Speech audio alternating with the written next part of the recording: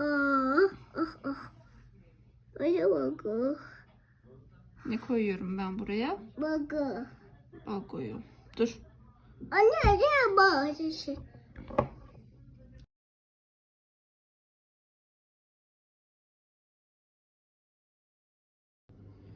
Bal böyle süzülmüş gördüğünüz gibi.